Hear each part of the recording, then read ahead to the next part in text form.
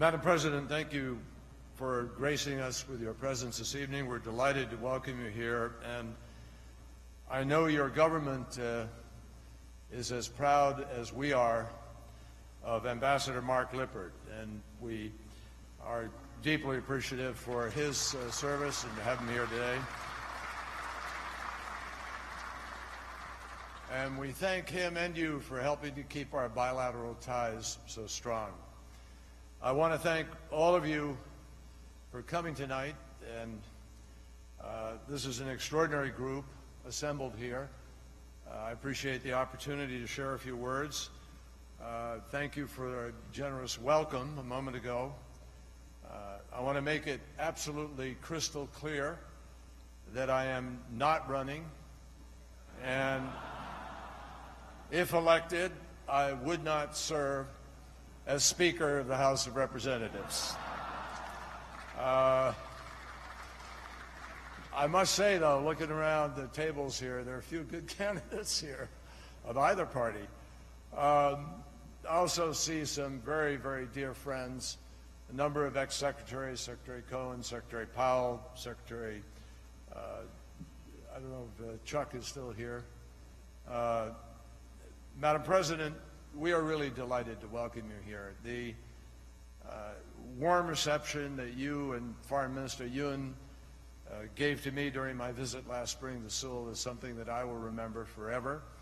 And I just was chatting with my friend Young-se about the wonderful tree that he gave me, and I've been able to reciprocate today, ladies and gentlemen, by giving to the Foreign Minister of the Republic of Korea a tree that comes directly from Mount Vernon, a tulip tree that has been grown there in America since the 1680s, grows to 300 feet and for 300 years. So I told him, don't put it in your living room. I want to thank you, Madam President, for laying a wreath today, earlier at the very striking memorial to the American military men and women who served in Korea. 19 statues representing a squad in full combat gear, on patrol, ever watchful, always prepared to stand in defense of our shared values. And those figures call to mind years of shared sacrifice when American and Korean troops fought shoulder to shoulder on the Busan perimeter, on the beaches of Incheon, and in the bitter cold surrounding the Chosin Reservoir. It's a tragedy that, unlike other conflicts that are commemorated on America's National Mall, this one has never formally ended. And the need for vigilance, we all know, continues. And through the combined efforts of our two great countries, that vigilance is being met. We also have much to celebrate this evening, and that is much less solemn and much more joyful, because our alliance cannot be explained simply by the alignment of security and material interests, although obviously that helps, but is based much more on the discovery long ago and repeated over and over again that when Americans and Koreans get together, good things happen. Together, we have built a dynamic two-way commercial relationship and an academic partnership that enables thousands of U.S. students in Korea and Korean students in America to bond over late-night chats, over Kakao Talk, and to sing their lungs out in noraebang rooms. And we have also literally become part of one another. Today, there are more than 2 million Koreans and Korean Americans living in the United States of America. And they can be found in every single corner of our land, not to mention at our gathering tonight. And their economic and social contributions to America and to our bilateral relationship are profound. In addition,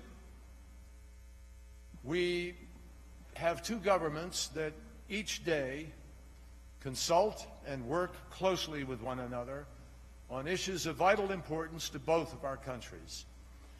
These imperatives include the fight against violent extremism and terror, the pursuit of peace, respect for human rights and the rule of law, and efforts to promote strong and sustainable economic growth.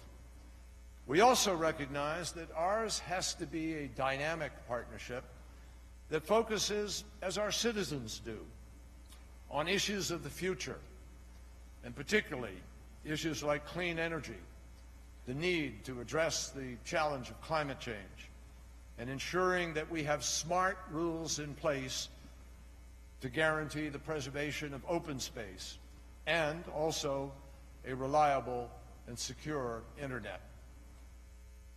Madam President, you showed precisely the kind of commitment to the future today when you visited NASA's Goddard Space Center. And one of the many characteristics that Koreans and Americans have in common is the desire always to be looking ahead and looking up, getting ready for the next big thing. In times that are good and in those that are not so good, our countries have always had each other's back. That is a pretty worthwhile tradition to continue, and from the feeling in this room tonight and the presence of so many important and distinguished guests, I have no doubt that we will continue. Madam President, once again, thank you so much for honoring us with your visit. I know President Obama is looking forward to his meeting with you.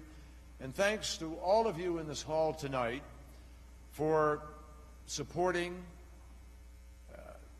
probably I should say really for embodying the deep and lasting friendship between the American and Korean people.